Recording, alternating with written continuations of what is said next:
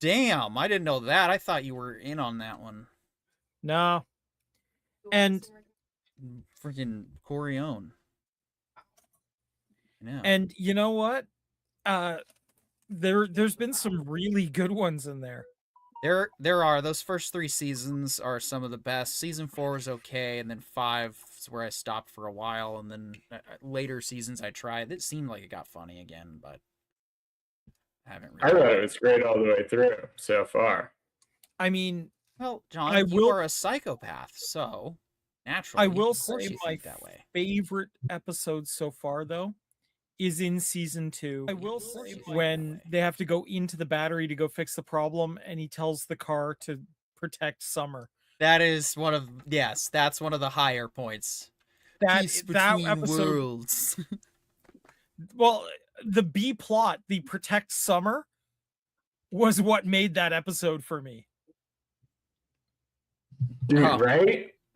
That and the one where Morty gets the death crystal. So good. And I mean, like, I sit there and I watch those and I'm like, despite the poop and fart jokes, this show actually is tackling real sci-fi issues. This may be what modern traditional sci-fi looks like, and that scares me a little. Well, see, to me, this is the one that proves the idea that you don't really have to have all of the, I don't know, like backstory and like, I forget what the word is, but like exposition. You don't have to have all the exposition for all the planets. Like you can have vague exposition, or you can have like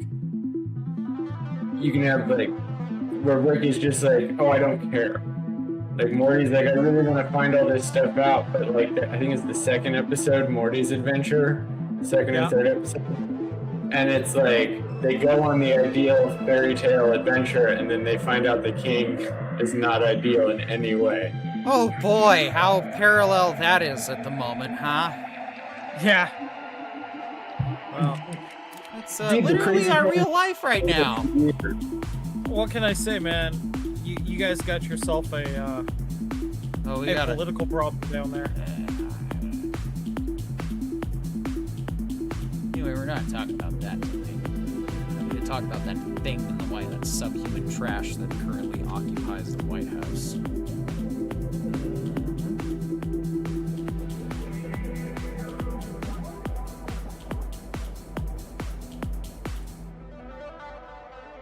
Don't want to talk about the new Iraq 2.0, Iran.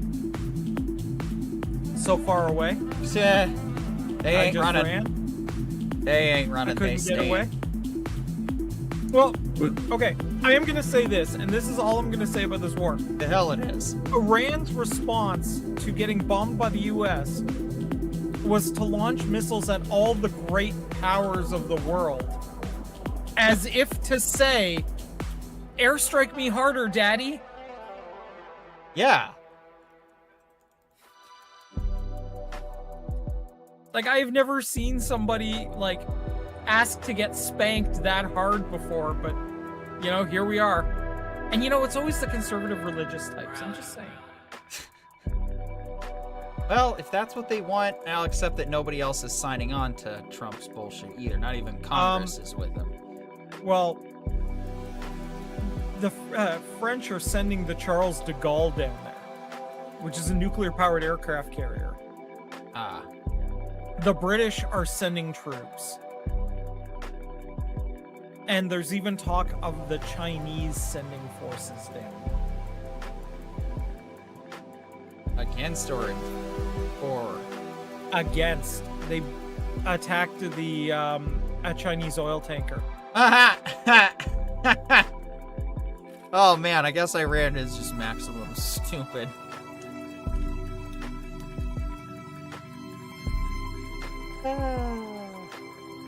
Like, when the US and China are both like, yeah, let's fuck them up. Done fucked up. Yeah. I mean, we still gotta get rid of the pedophile element. That doesn't change the fact that the Epstein files still need to be unsealed. So. Oh, yeah. No, look, you guys need to hang your pedophiles in public square, but that's your business. Oh. Come on now. Let's just start with prison and go from there.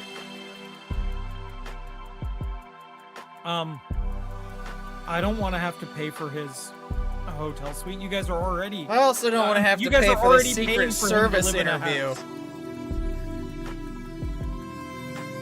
Although the Secret Service doesn't seem to like him either. He's surrounded himself with ice, which is weird.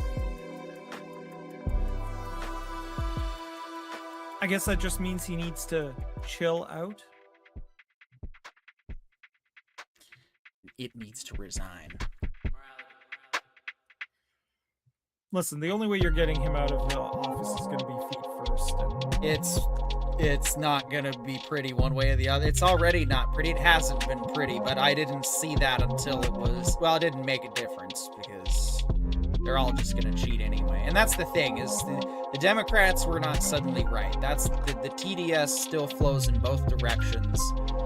People were in mass hysteria panic mode over any little thing that they could try to pin, and it was not out of, oh, well, we're concerned for our safety. A lot of it was out of, I want to be correct. Because that's where we're at right now with all these MAGA dorks, is they want to be correct. You need to purge your political class. Well, and, get under a new political class. Might I recommend becoming the 10th province? yeah, no.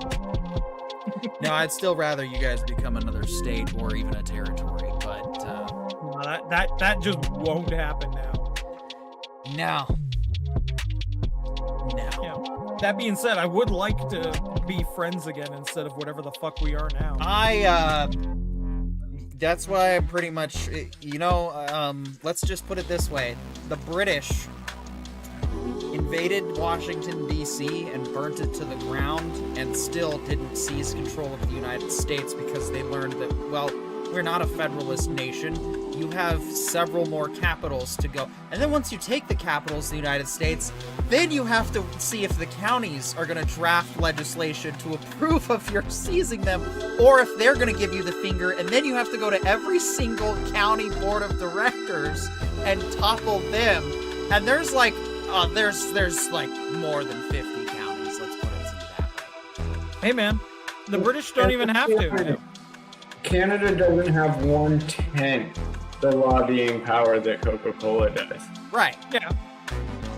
We're going to become a private industry long before we become part of another union. So even if a certain crazy Middle Eastern country decides to, make its way to the other side of the world and seize DC, I don't care. It doesn't mean you won anything, because then you're up against all the state National Guards, and then not to mention the 152 to 300 million militiamen that exist in every single state. Oh, it's not even them, dude. It's your private citizens. Right. It's the insane hunter posses that just roam your land. The guys that bought guns every time a Republican or a Democrat threatened to take them away, who's got, like 50,000, rounds of ammunition ready to go. That's what you're behind every blade of grass. Doesn't matter if Yamamoto said it or not. Whoever came up with the quote, behind every blade of grass, 1,000 gajillion% correct, and why America wins. Well, that's why 100% the way Canada convinces you guys to become the 10th province is with words and or possibly money. Right. And Iran shouldn't have responded so quickly with missiles. That they should have built a McDonald's. That's it, man. But McDonald's is poisoning America. That's a battle we can all fight and win without worrying about missiles being lobbed into our backyards. Well, okay, hold on. And I'm going to put this out there for you. Is McDonald's poisoning America? Or is America thinking fast food every night is healthy poisoning America? Ding, ding, ding, ding, ding, ding, ding, ding, Okay, ding, ding, ding, ding, here's the big problem. It is now yes to both. Like, Right. McDonald's has degraded the quality of their product so much that it is also poison. And then the majority of Americans are so cash poor that they can only afford fast food because the price of all other groceries has gone up greater than fast food, or fast food has also increased greatly. So it's I don't know, like, man. I hear you, but also we've got all of these other monarchies already in America, and that's why I say that, like, even if another nation were to take DC or LA, like, the rest of the United States would very quickly be swallowed up by the military-industrial complex and its subsidiaries.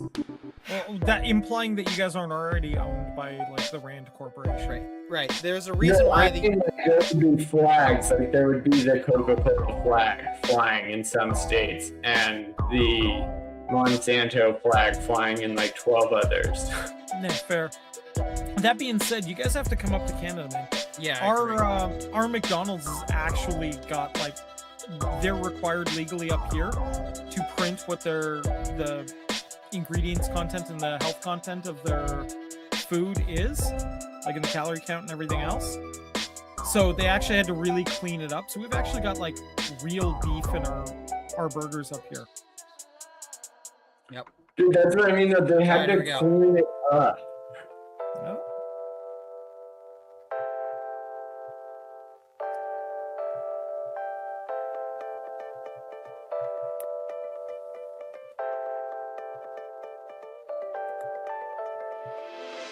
Tonight, we got quite a bit to talk about with regards to The Matrix possibly being rebooted, as well as, man, a whole bunch of stuff going on with Starfleet Academy, and we're going to conclude tonight talking about why we live Star Wars. Did you say Star Academy?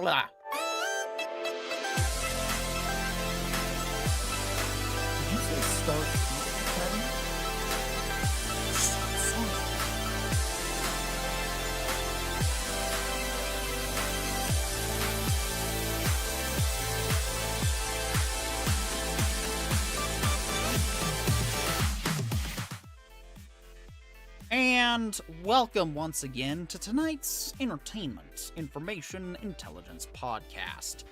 I am joined by the ever so lovely Mr. Pollo Zapatos over there to my that side. And,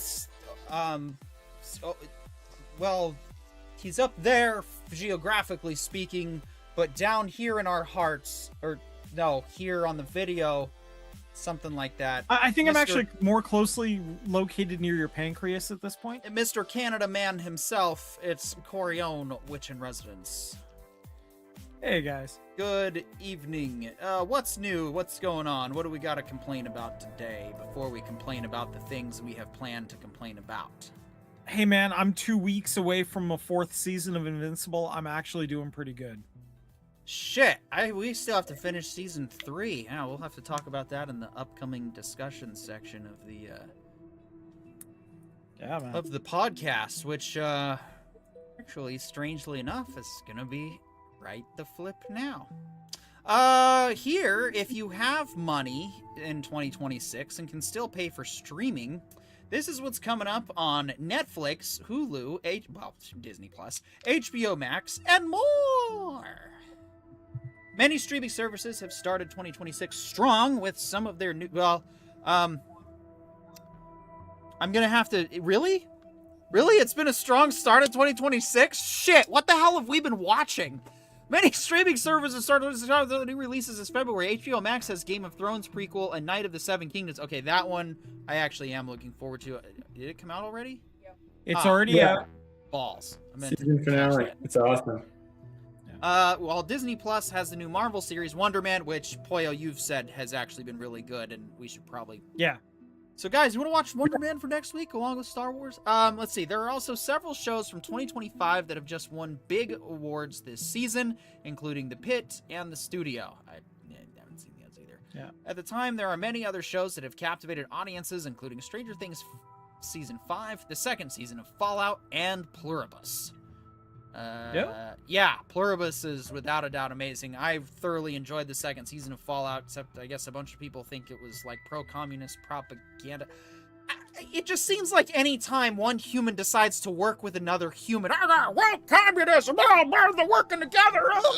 It's like, how the hell do conservatives like and enjoy Star Trek? Seriously. I mean, right now, nobody's enjoying Star Trek. Well, that's right. We're all miserable together, regardless of your political leaning, whether it's up, down, left, right, triangle, or square. But, like, it's...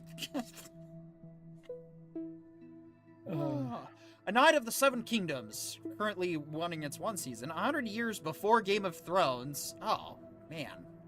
The wandering hedge knight Sir Duncan, Peter Claffey, travels through Westeros with his new squire, Egg. Though Duncan is not the sharpest or shiniest sword in the shed, he wins the hearts of those around with his genuine desire to do good and protect the innocent. Duncan eventually finds himself facing off against House Targaryen after getting into a fight with the evil Prince Aerion, setting off his journey to becoming a legend. While there are no dragons, White Walkers, or magic in this prequel, do not tempt me with a good time. A Knight of the Seven Kingdoms presents a thrilling, comedic, and heartfelt underdog story set in the world of ice and fire. Stream A Knight of the Seven Kingdoms on HBO Max. Well, I'll get around to it. So what do you guys think? Should we go late to the party ourselves with that one? Maybe look back at that one, March or April time frame? I mean, I'm not inclined to get involved in another George R.R. Martin show. Well, it's not George R.R. Martin, though. I don't think he actually has anything to do with this one. Yes, it He is. actually had the most to do with this one because the director actually took it to him. Well, okay, but it's not based on one of his books, though. It's just based on... Yeah, it is. It's based on the Duncan Egg books. Oh, I didn't know there was a series, so Yeah, he wrote that series instead of giving us the book we actually want. Oh, so you just don't want to do it because you're mad. Yeah, basically, I don't want to give George R.R. Martin any more oxygen than is absolutely necessary for him to finish the goddamn book, George. Well, maybe we need... Okay, you know what? Maybe we need to watch this side quest and see why, maybe as a writer... You are a writer yourself now, Corio, and you know what it takes to write an actual novel. I mean, how long did your book take to write anyway? Significantly less time than The Winds of Winter, George.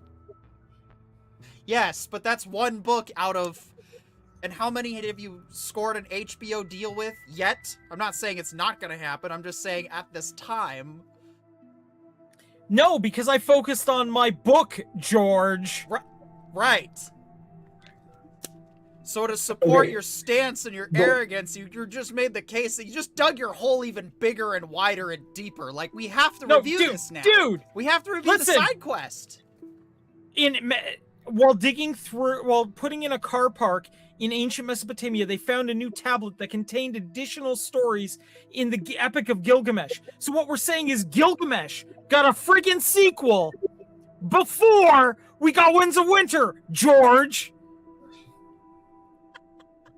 Yeah, we're reviewing that show. That's going on the goddamn. list. But hey, John, before I read this article's perspective, why don't you tell us why you have found such... Oh, I'm gonna shoot myself for this one. Wonder with Wonder Man. YMCA. No, so Wonder Man is a lot of fun because I didn't know there was an old one. And I'm getting so tired of the idea of like a reboot from the 90s. And so this one wasn't from the 90s. This one was even older, so I definitely didn't watch it and wasn't going to. Dude, I'm sold already, man. You got me excited as shit. I'm such a fan of the idea of like modernizing the MCU. Like actually relating real life problems to the superhero class. Like, I don't know if you guys have heard from me recently, but I've talked about this book called Worm.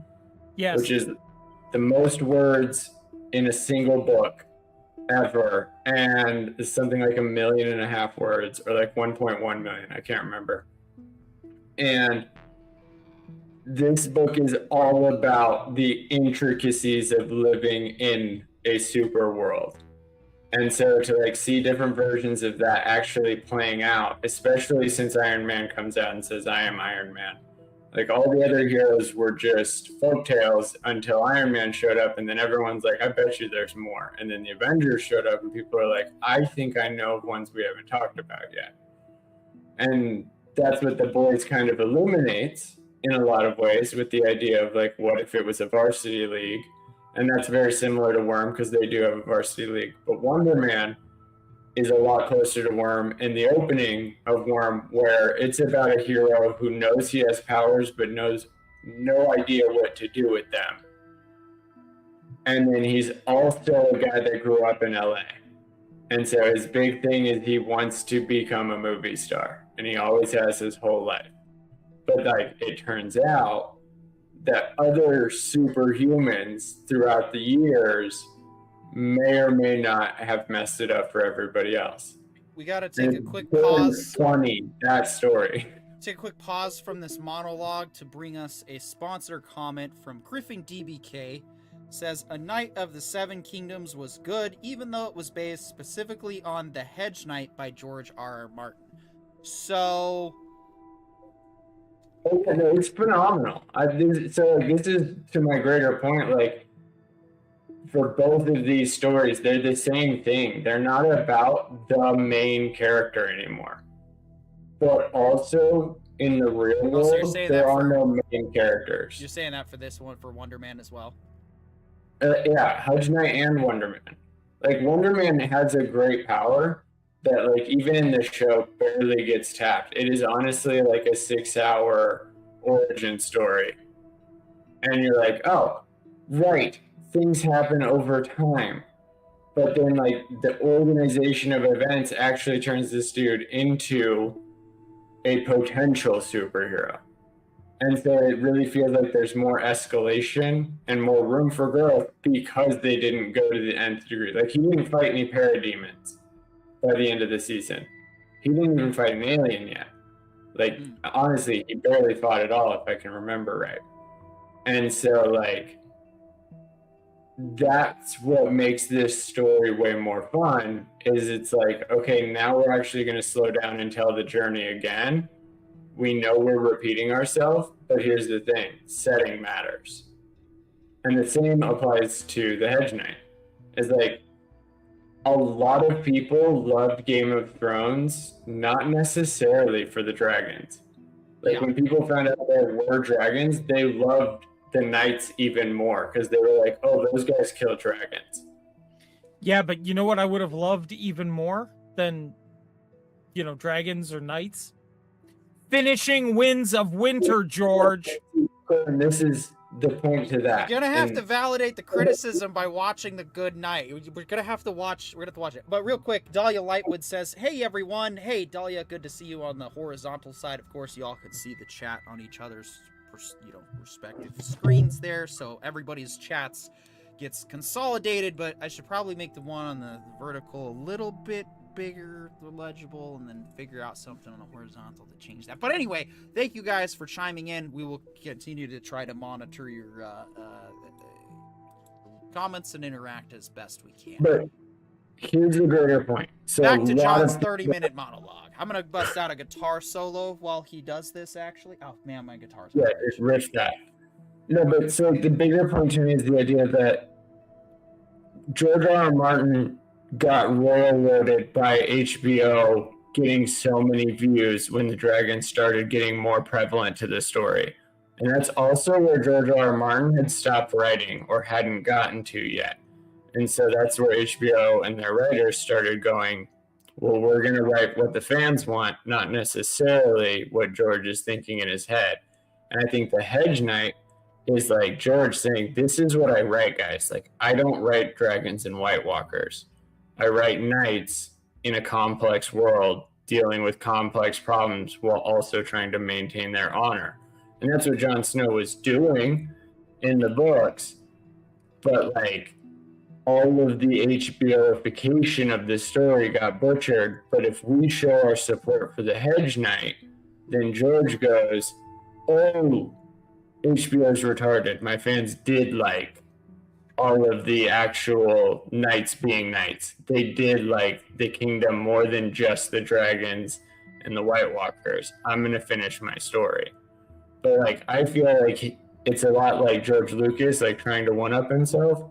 In George's case, he's like, well, I don't write dragons, so I'm not going to, and that's why he can't finish the book. Right, that's the thing. It's like is this because he's, you know, that's why it's like, yes, we all want him to finish his story, but as somebody who's now going on, you know, almost now the 6th year of not having written a sequel to Galaxia, like I kind of empathize with it, and I'm curious to see if maybe, you know, he had to do this side story, because ironically enough, while I do have the sequel on mind, I've had this idea for a side quest within my universe to go right, and maybe don't I need to go write be that the guy. side quest. Do not be the side quest guy. Don't do it. Finish the main series first. Don't be that guy. Well, we'll see. All right, on the vertical side, we have at Zebra Streak Barbecue saying, Pollo Zapatos told me at a party in 2023 that he does not wipe his butt because there's nutrients in his poop. That sounds very much 2023 Pollo Zapatos. That tracks. Dahlia Lightwood says, I heard Chris Pine quit the Star Trek franchise after saying he basically wasn't a fan of the new direction the shows are taking. No, he's not doing another Star Trek movie because money. That's very likely what it is, but I could see for publicity speaking, that's probably the statement he'd put out. And honestly, that's actually a pretty good excuse. And, you know, we'll get into Star Poop Scatcademy later. I mean, the inside baseball was the original, was it Trek 4 from the reboot, was going to involve Chris Hemsworth and Chris Pine interacting with each other. Chris Hemsworth playing Kirk's father. Right. There was going to be like a time travel thing, dream sequence or something with the Guardian or something. And yeah, they were either going to like reset the timeline and in the Kelvin universe for good, or have it go off on its own adventure, but never to really be... If they were ever going to do stuff in the Kelvin universe, it'd be something else. And you know what? Discovery, for a second, looked like it was going to be Kelvin universe. And here's the part, is that if it was Kelvin universe, most people would not hate the Kurtzman timeline quite nearly as much. If they had said that it was another alternate timeline, and there was more time, you know, foolery or whatever. Like, let's say that Chris Pine interacting with his dad version in the Kelvinverse is what somehow sets Spock on having an adopted sister. Spoilers for Discovery Season 1. It's just... It could have been okay to do it that way, but they didn't. They wanted to try to make, no, this is the new canon. We are the new Star Trek. We are the... Ugh. Now, what I was going to say was they originally... Chris Pine had it in his contract that if he was to appear in Star Trek 4, he would make $4.5 million. And what they tried to do was offer Chris Hemsworth and Chris Pine a total of $4.5 million. And both of them went, no. I'll talk to Shatner about having AI transposed on my face. And we'll see if the Nimoy family will sign off on John being Spock and you can be Scotty. And we'll just do it. 4.5 million? Actually, I'll split that with you guys. Okay. I actually want to be a completely different character. You know, I'll be a replacement for Scotty. I'll be Welshie. Good one. I don't want to share 4.5 million. I want my own 4.5 million. Fucking bitches. I mean, Chris Hemsworth by that point was Thor. Yeah, exactly, right? Like, I feel like 4.5 was his regular offer at that point. I don't know for sure, because I don't actually track any of those stats, and they don't have baseball cards. But I feel like Christopher Pine even was worth more, because he's like, yeah, I just got off a Star Trek trilogy. I'm not going to sit here and, like, deal with this group again, because they hated all three of the movies. That's it. So, all right. Yeah, well, that's why I like actors like Samuel L. Jackson, who really mostly do roles they like because they like the role, not just because there's a paycheck attached. Like, are you kidding? I'm convinced Samuel L. Jackson, just every script that comes his way, he just accepts.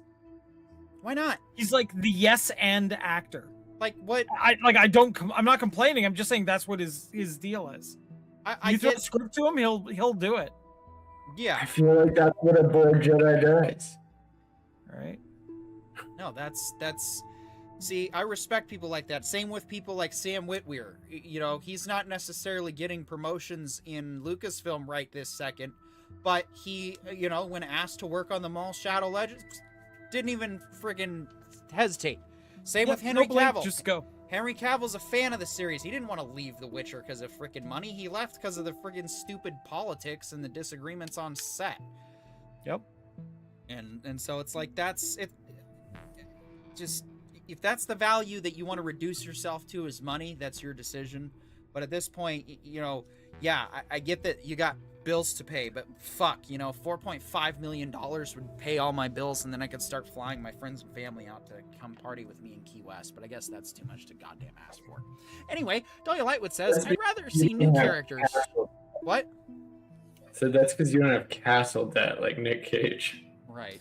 That's why I like TNG and also Voyager. They removed this story forward. Yeah, and that's, you know, we'll get into Star Poop Academy in a bit, but yes, there's elements of it I liked in progress, but comparatively, Anyway, I'm gonna switch to my phone and play some CS2. Says Simon Does 64. Nice. We'll see you on the horizontal side, or the vertical side. Yep. No, not Welshie, says Griffin DBK on the vert. Nice. Yeah. Dahlia Lightwood says, I'm so over remakes, reboots, and nostalgia bait. Audiences are barfing up nostalgia, but studios keep shooting it out. People want new content. Stay tuned. We got a story just for that. Where's my camera again? Anyway. All right, let's move on. Yeah. The Burbs is a remake of a Tom Hanks comedy of the same name. It's also streaming on Peacock, and that is the last of the new 2026 shows. Star Poop Scatcademy season 1 2 is getting a season 2. Well, is it? Because we've heard that production was halted, but I hadn't heard it After it had gotten season 2 in the can. Okay. We already know Starfleet Academy has been renewed for a second season. Starfleet Academy received an early season 2 pickup from Paramount Plus before it even premiered, which was a stupid idea there, Paramount. Before it, and yeah. What happens after season 2, however, is far less clear. No, it's not. No, it's done. Viewership numbers haven't been especially strong, and they're not going to pick up anytime soon. And fan reactions have been mixed. Just look at ours. Yeah. Leaving its long-term future uncertain. Yeah, I'm going to go ahead and call its future right now. It's done. Kurtzman Trek is probably finally done, which it needs to be done. The only good things to come out of Kurtzman Trek were Picard Season 3. Picard Season 3. I disagree on that. Why? I didn't like Picard Season 3. Oh, I mean... I liked Strange New Worlds Season 1 for the most part. I only liked episode 1 of season 1, and it, you know, it was okay throughout, and then it had its, you know, cheesy moments, especially with episode 8, but then it just... Yeah, it was decidedly average through season 1. Yeah, no, I'd have to say that TNG Reunion Special was a bit more... Yeah, I didn't enjoy it. Well, you might need to be due for a re-watch that if you want to try it one more time. But otherwise... No, I really don't. There was nothing in there that... Listen, other than nostalgia bait, what did that season have? Other than nostalgia bait? Yeah.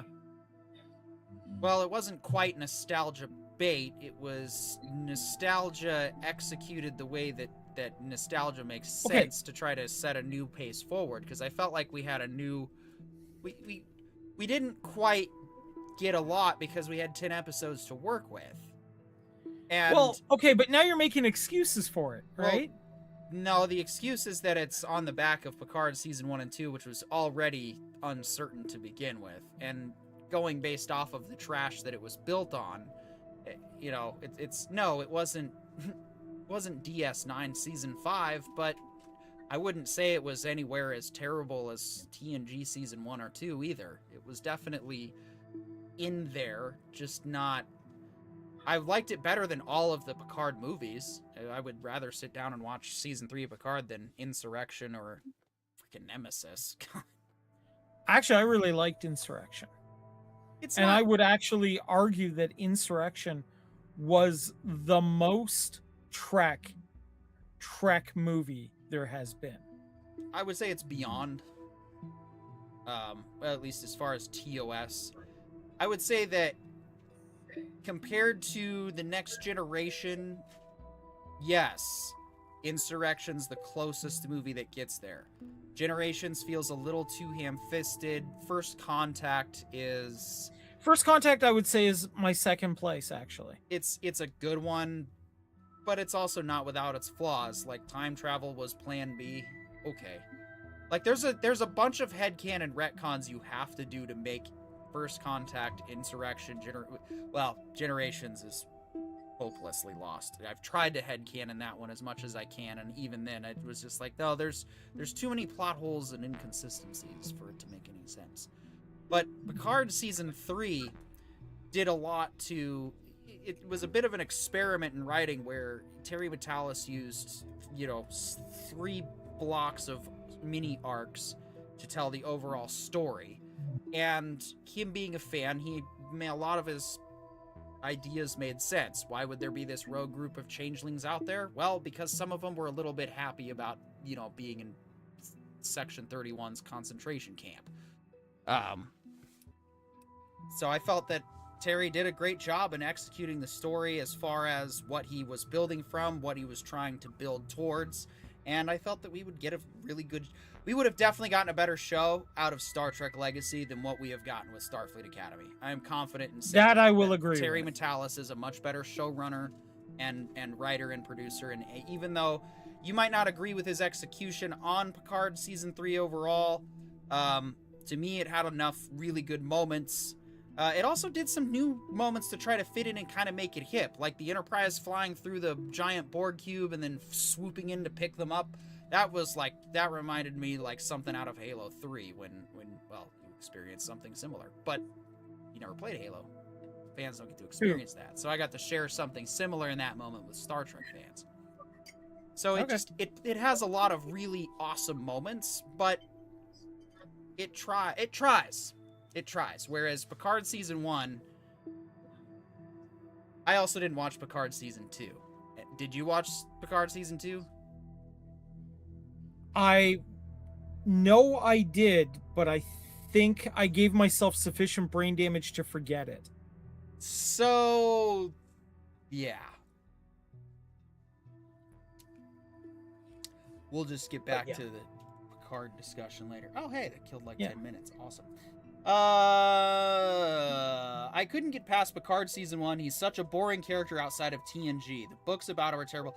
I would have to say that, yes, Picard Season 1 is absolutely the most garbage thing with a Star Trek name attached. Now, I'm sure Section 31 is worse, but Section 31 is a movie that ends in 2.5 hours. Picard Season 1 is 10 episodes of slop.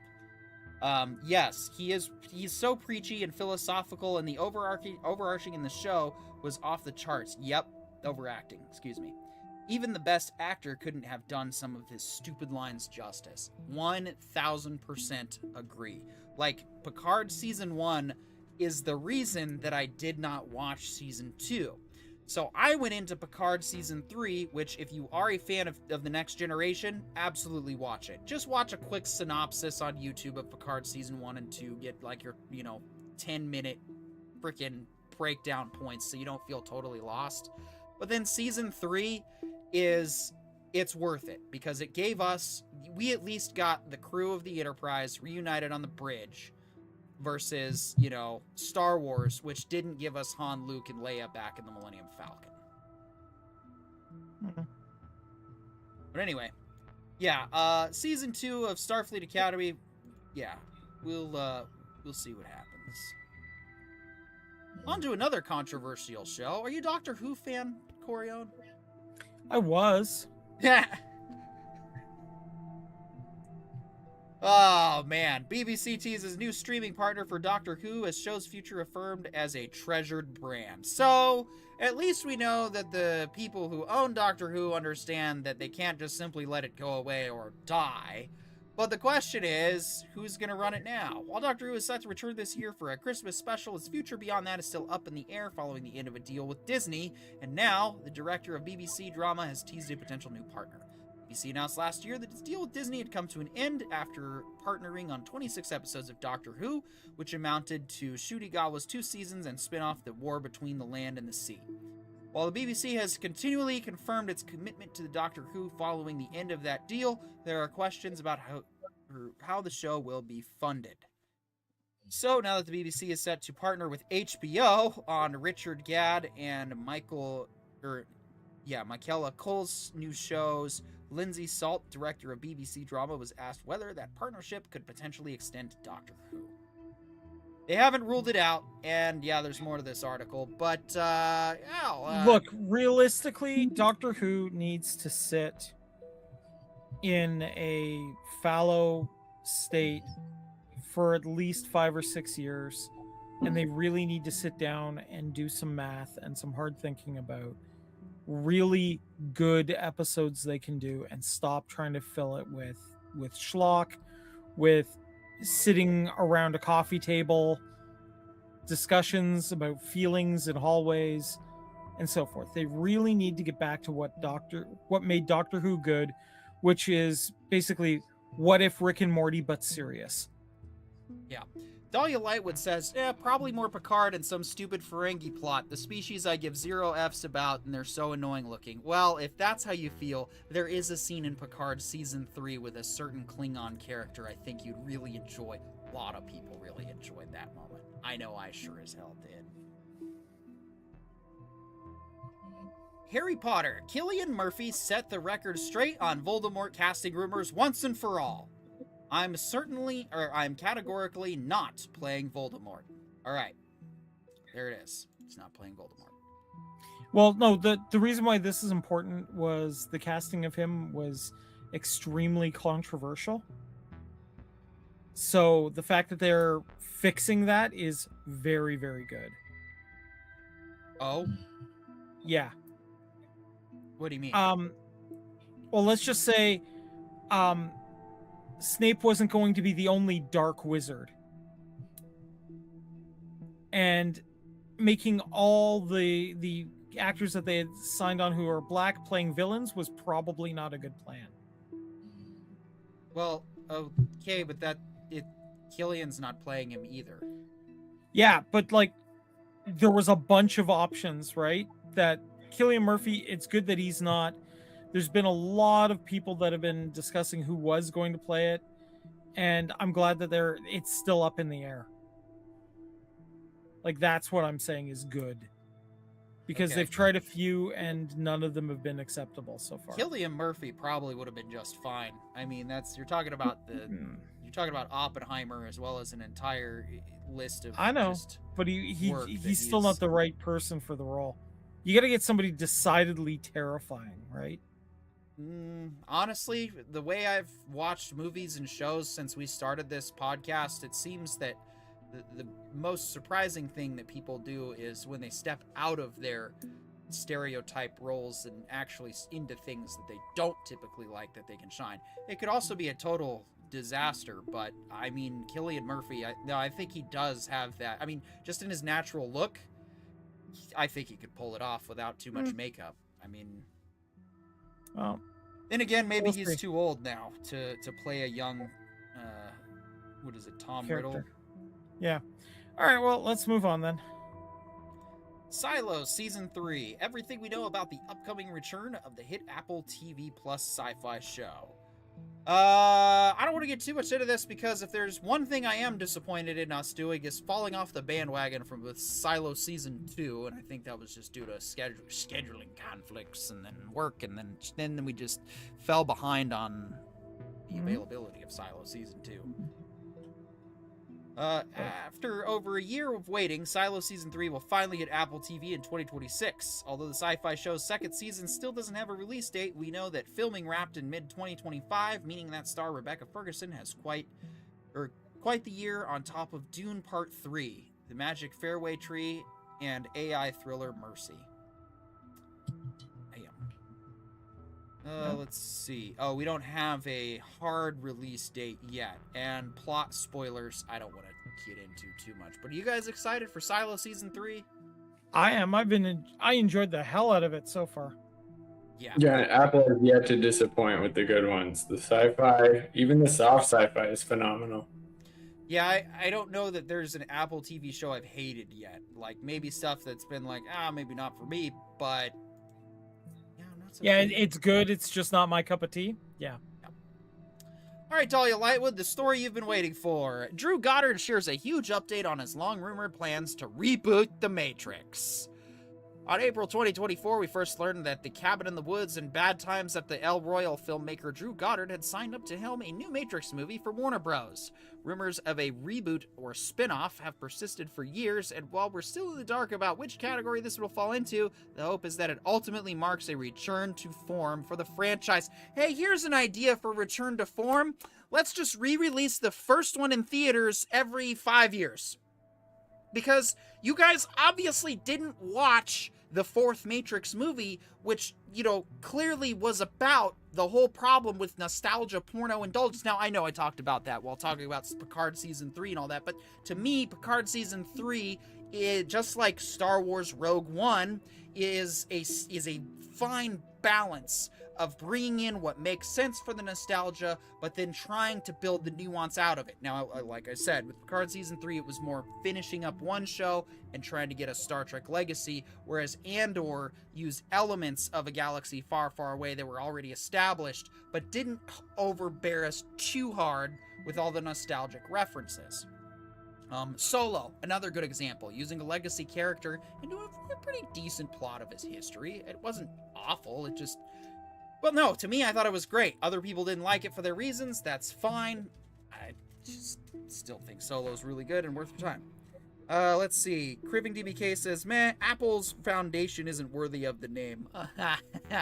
Still doesn't agree with Poyo on whether or not that show improved.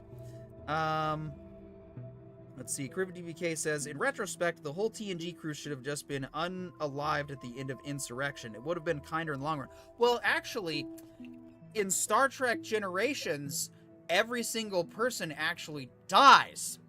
And Picard does not go back and save them. He goes back in time, and then Kirk appears. At that point, a new timeline has started. So, the TNG crew pretty much already did die, and the only original from, the Next Generation Season 7 is just Picard. Anyway, nerd time travel. Shout out to that crazy Captain Timey-wimey guy who comes here from time to time. Dahlia Lightwood says, bleh, barfs. Yeah. I was never into The Matrix. The first movie was okay. I'm not that into non-space sci-fi. I hate most post-apocalyptic crap, and I was just never into it. I just want new movies and new shows and new ideas. Pluribus. So I really enjoyed Granted, the it's first not, Matrix movie. Actually, Pluribus is space sci-fi, technically. Anyway, go ahead. I really enjoyed the first Matrix movie. I think the attention to detail in every little component of the background, I think the way the set design, the costumers, the premise was all really, really well done. I just wish they hadn't made a sequel. I think it deserved to stand on its own right then and there the way it was. I have to agree. I don't think we needed to do more Matrix movies. I think they are there. They're done, and I think that's what 4 was trying to hammer on the point was that it's time to move on. Raven DVK says, I'm well aware of the TNG timeline. Thank you very much. Well, I'm glad we agree on those particular details. So, yeah, so we're talking about a new Matrix and a return to form. Return to form to me is movies and shows that, can take place in the Matrix, but don't have to involve these characters. Yeah, to be perfectly honest, the Matrix Revelations, the animated shorts that they did, Yeah, in that universe, was the perfect way to do any sort of sequel stuff that you wanted to do in the Matrix verse. yeah, totally. And this concludes the pop culture briefing for tonight's podcast. Please don't forget to like, share, subscribe, and tell all your friends. All right, it is time to talk about. Yes, I'm gonna put the banner up there. Corione, what did you think of this week's episode of Star Poop Scatcademy? You know that saying, be careful what you wish for? Yeah. I really wanted them to address the fact that the Betazoid character did some pretty terrible fucking shit. And they did! They just did it in the worst way Stupidest possible way we could figure out. Yep. This is an episode where, you know how, like, almost all Trek has, like, an A plot and a B plot? The B plot was actually way better a concept than the A plot here. Like, I actually did enjoy the B plot a fair bit. With Sam going to have to go home to get repaired, and the emotional components with the doctor, that worked. That worked really well. Why was that not the focus of the episode? Instead, we got a really dated movie, or a really dated episode involving a play that even drama nerds are not particularly fond of, right? Our Town has kind of always been like a scene, at least by the drama nerds I hung out with, as pretty self-indulgent.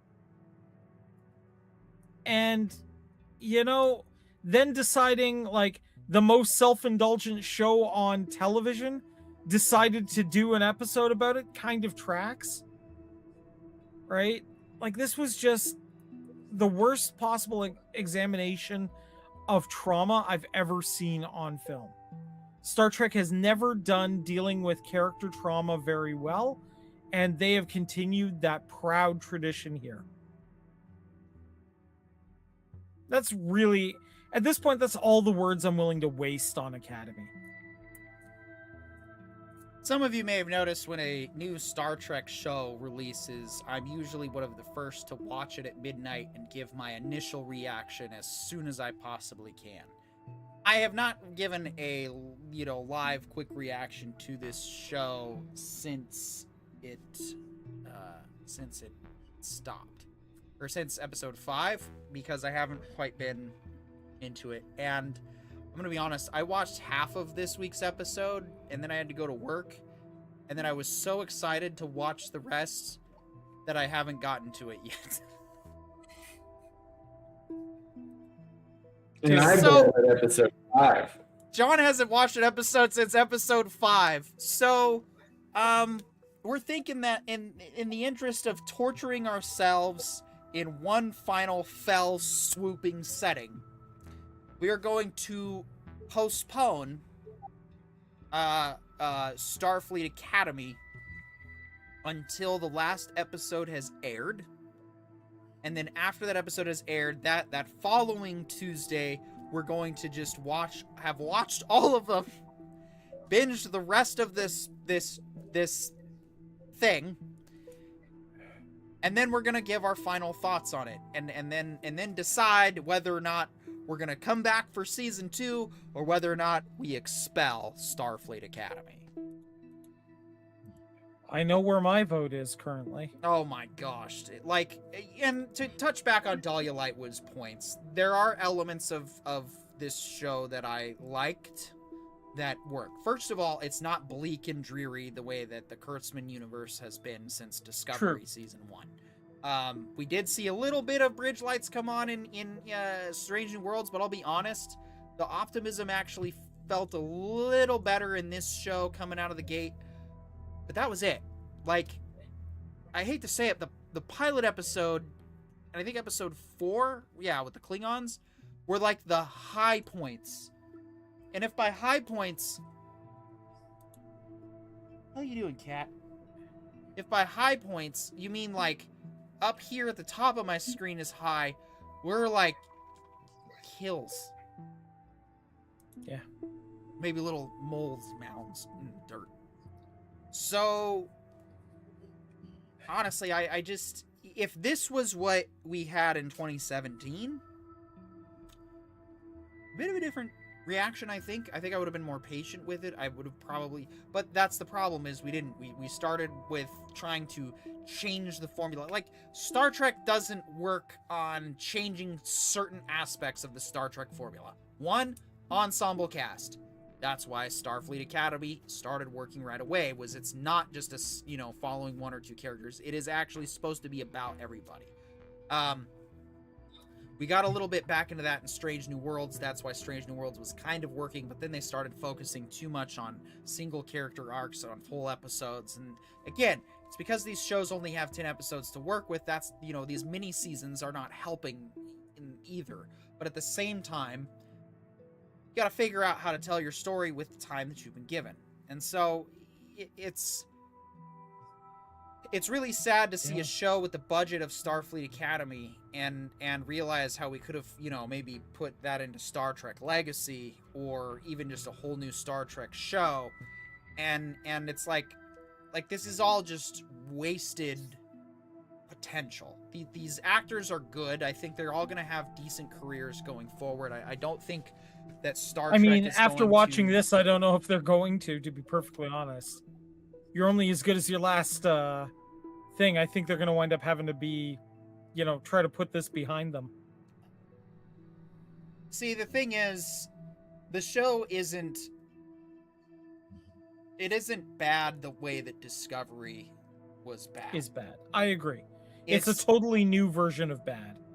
It's one that could change. It was more, riding the lines towards TNG season 1, season 2, but then we started dipping back into the Discovery formula, and that's what's really kind of hurting the show at this point. And then, the way we're going to deal with therapy is oh my gosh, that Discovery character that literally almost everyone universally despises because they were forced to, no, you have to like Tilly. Tilly's silly. If you don't like Tilly, you have fat phobia.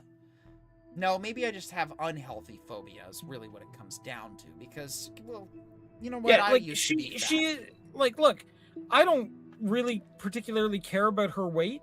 I care about the fact that she is toxically positive. Yeah. 8 out of 10 students asked that question. 2 of them go on to be captains. Uh-huh, yeah, totally. And what are you right now? Oh, that's right. Lieutenant. A Starfleet washout.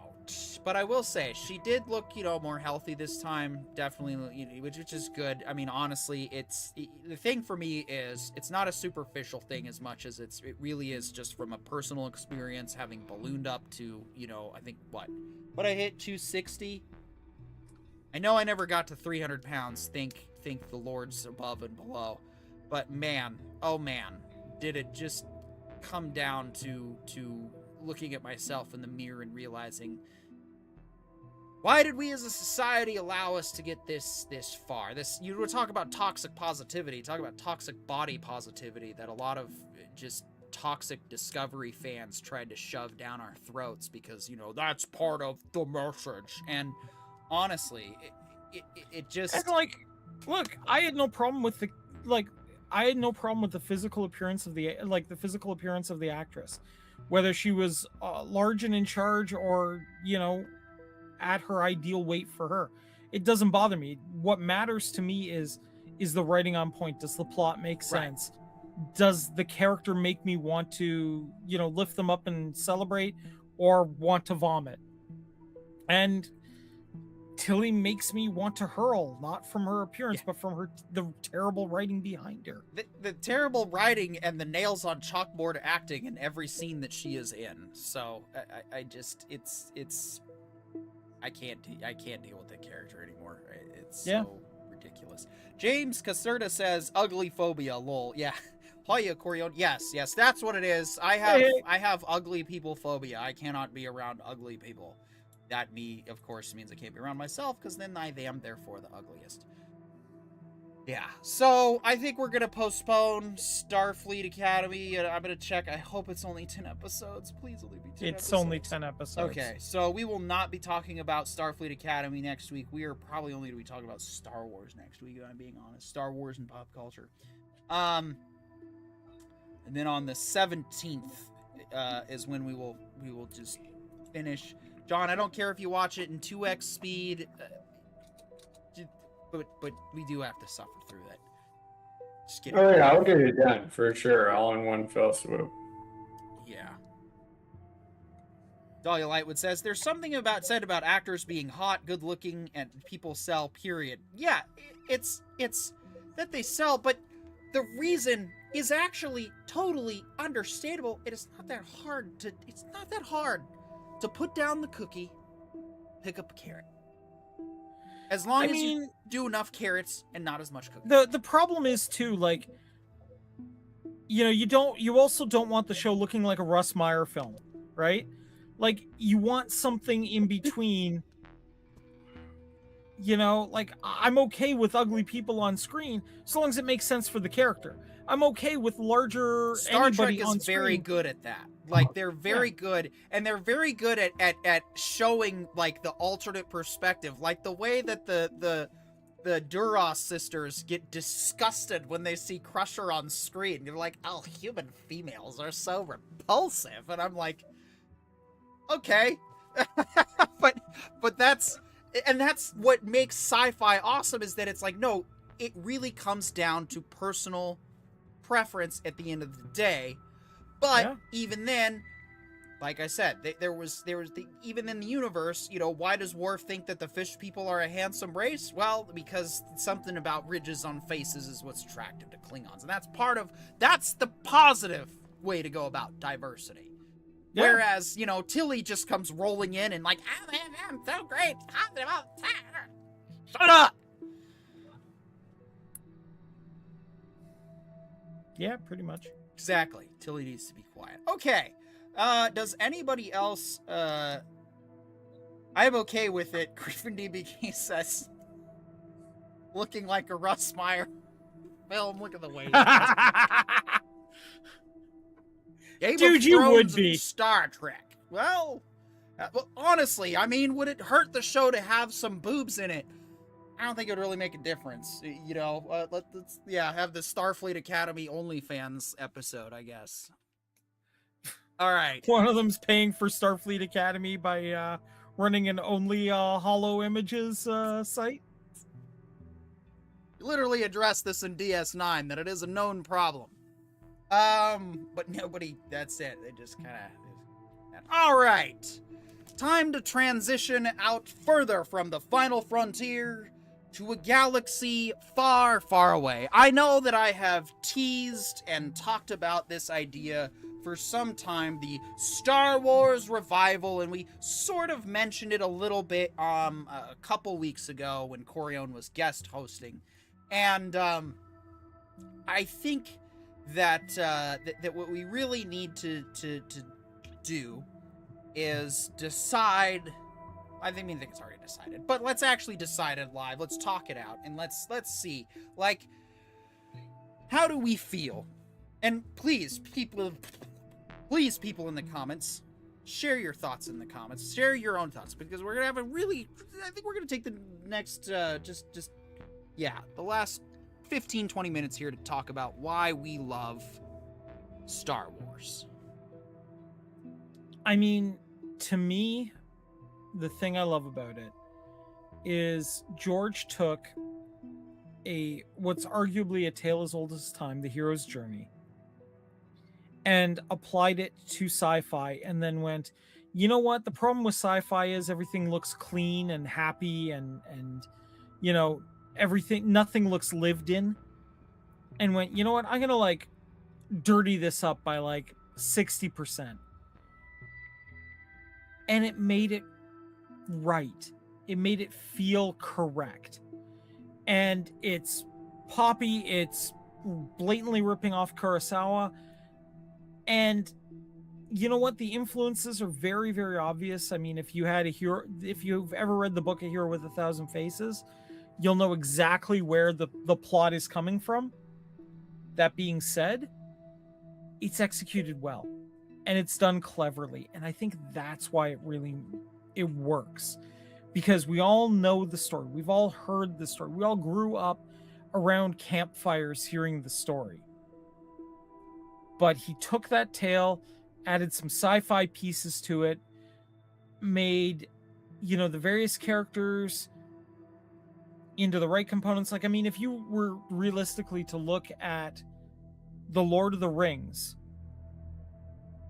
and you realize that Obi-Wan is just Gandalf with a laser sword, and Frodo is just Luke, then the whole thing starts coming together, doesn't it? Right? Every one of these components starts meshing when you start realizing that this is just a tale we've told ourselves over and over and over again with a different coat of paint, but that's why it works. Yeah, exactly. Simon Dust says Star Wars is ripoff. Yes, it's derived from several different. At the end of the day, and this is the struggle that I came up with, because when I sat down to write, I was going to change everything. I was going to introduce new writing techniques and storytelling things and maybe one day I can still pull that off. But what I learned very quickly, and as my story grew, is that there's only so much you can change in a single book before you start losing your audience. What's up? I just received some pretty heavy-duty intel. Can you private chat it first if it's... Oh, this can go right on the air. Okay. Bruce Campbell has been diagnosed with an incurable form of cancer. Oh, he's going to be pulling back from most of his day-to-day operations. It looks like the film he's working on might be his last one. And it looks like he's going to be focusing more on his health. It's incurable, but it's not a death sentence, apparently. So he's going to focus on, figuring out how to live with it and still being as much the lovable and irreverent individual that we've known him to be. But yeah, I figured I'd let you guys know. Yeah, thoughts and prayers, of course, with Bruce and his family. I mean, that is not a fun diagnosis to get at all.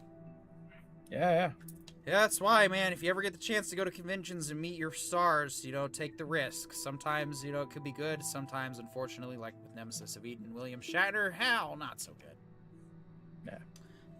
Yeah. Simon Dust says, I just got Zeus. Look, man, the reality is, and like I said, I had to figure, I had to realize this, yes, there's ways that I might eventually try to change and hopefully help make reading as exciting as going to the theater in the way that I can. But, you've got to do things that bring the audience. And that's what Star Wars did. That's what George Lucas did, was instead of, focusing on a super complex plot of, the intricacies of good and evil and where the black and white and colors all fade to gray and blend. It was simply a story about hope, a story about overcoming impossible odds and doing what needs to be done. Dahlia Lightwood says, this is sad news. I send him my best. Yes. Yeah. Same. I mean, I've met Bruce Campbell. He signed my chainsaw. The dude is an awesome human being, really approachable, really fun. Heard nothing but good things. Yeah, he's one of the good ones out there. Yeah. Lightwood says, yes, I'm so excited about the new Ahsoka season and Mando and Grogu. I've got no complaints. I mean, since Kathleen's been fired, I certainly think that with Mandalorian and Grogu, I'm going into this with my expectations not super high. Mando Season 3 was just off the rails stupid. Not really having a consistent direction and just trying to get to like these major events, but sort of forcing them through the door, and it didn't quite land for me. Season 1 and 2 are still great. That's what I feel that we're getting with this new movie coming out, and I'm definitely going to give it a chance. But I think I need to go back. I think we all kind of need to go back to episode 4, 5, and 6. And then probably go through 1, 2, and 3. I started playing more Star Wars The Old Republic recently to help get back into it, because that's a game that has significant... it has a lot of significance in my life. Like, when I was going through some of my hardest times in 2013, that was the game that I just kind of went and lost myself in when I needed to escape. When I had to deal with my own other family cancer diagnoses at the time. So, it's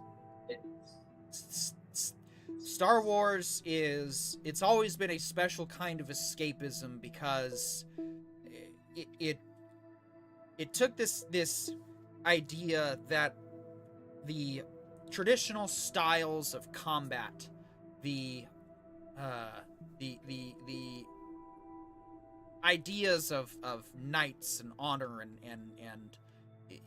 you know, people that would take up the mantle to defend the less fortunate, not necessarily expecting anything in return, although, you know, there's a lot of questionability how they funded that temple. But anyway, there's a lot of wonder that Star Wars inspires, and yet what was fascinating was when I would write my fan fiction stories, when I would try to write my and experience my Star Wars story, I always found myself writing a deconstruction of the universe.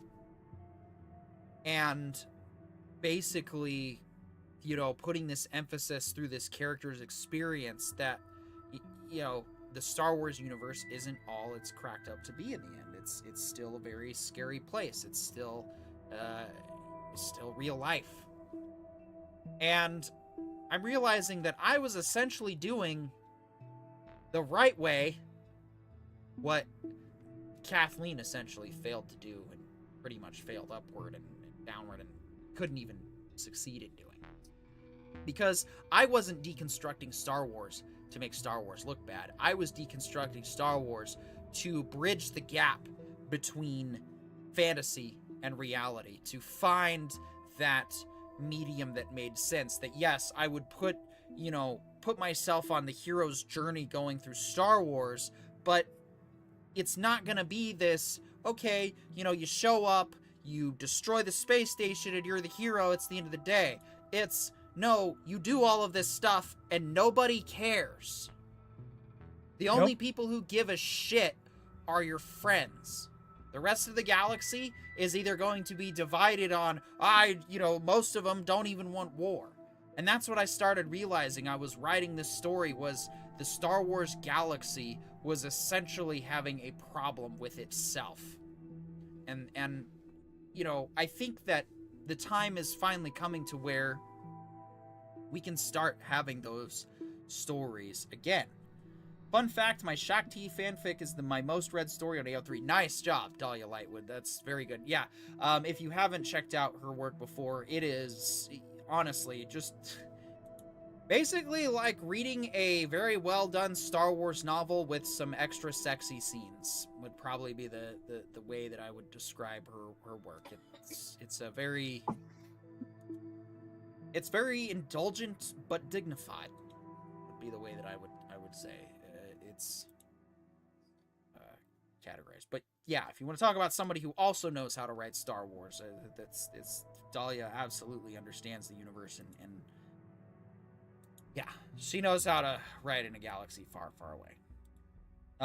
Here's a link. That is for, 18 plus viewers, of course. So it's click at your own risk. Not that you will see anything bad, but the words, descriptions. Yep. So, John, what about you? What about so I think to summarize for me, it's got to be original trilogy, and then of course the Star Wars golden age of gaming, which was brought about by the prequel trilogy, are like those are the Star Wars, Knights of the Old Republic. That's it. And as far as Disney Wars goes, yeah, I will keep the Mandalorian season 1 and 2, Solo, Star Wars Story, Rogue One, and Andor.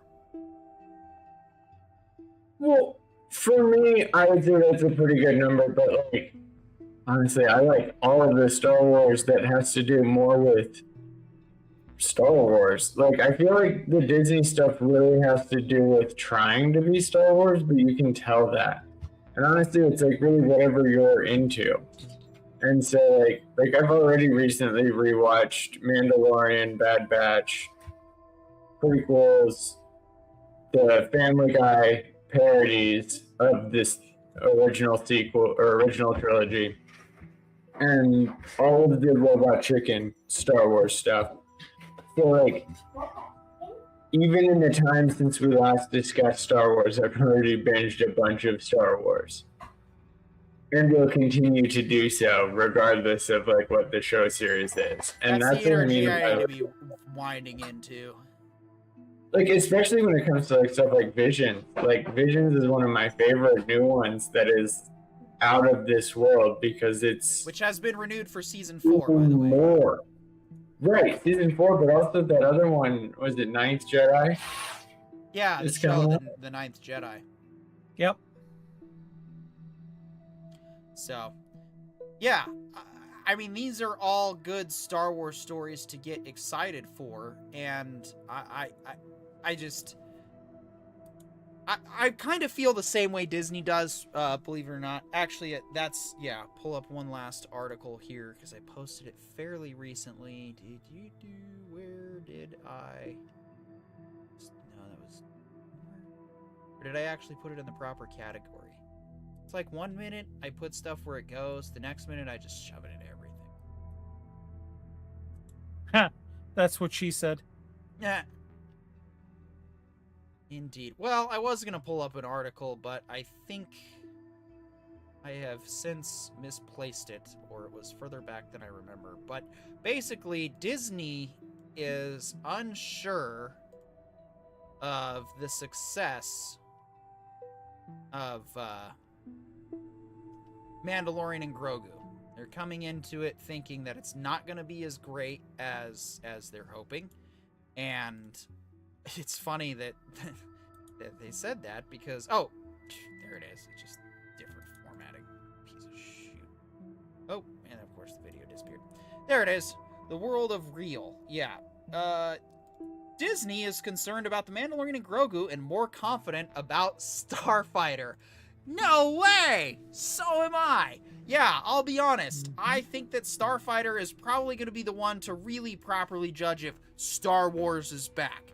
Not saying it can't happen with Mandalorian and Grogu, but looking at the trailers, looking at the story behind it, I think it's going to be another, you know, it's going to be a Star Trek Insurrection kind of movie. It'll hit the right notes. It'll be fine for what it is, but it's not really going to advance the Star Wars plot ahead. It's probably not going to bring a whole lot to the universe. It's probably going to be a lot of moments of, oh yeah, this is, you know, the moment from this thing, and there, just be ready and enjoy the ride is all I can say, and that's all I can really do. So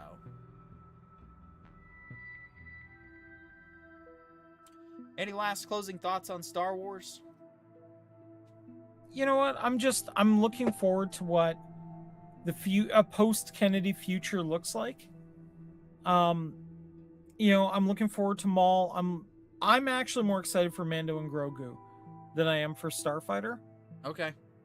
But that being said, I kind of want to see them all. I think this is our chance for the brand to recover, and I think that we'll do our part to help it, because like I said, it has a very special place in our hearts and our lives, and yeah, I think that's yeah.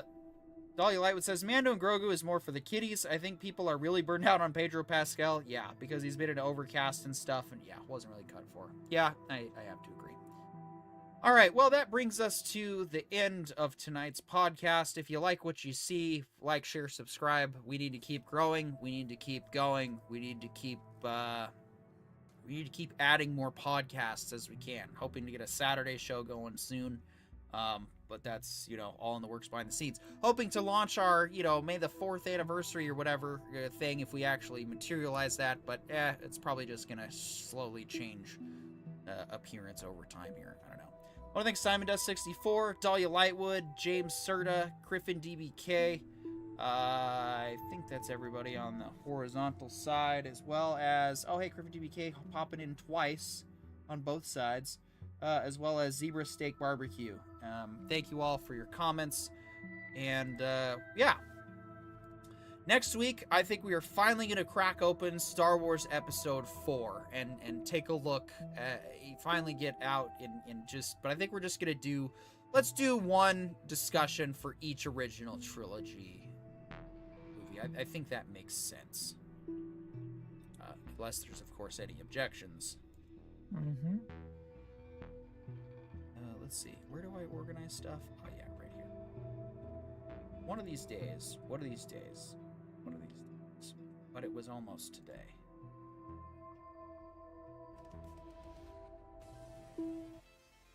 So, yeah. Thanks for watching. Have a great rest of your week.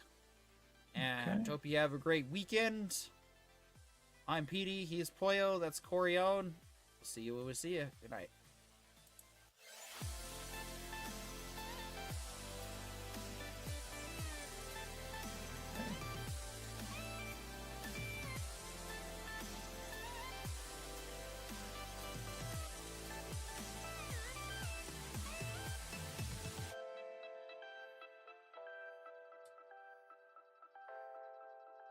This has been the Entertainment Information Intelligence Podcast from the Writer Brothers. The Writer Brothers, restoring respect in a discourse. Good night.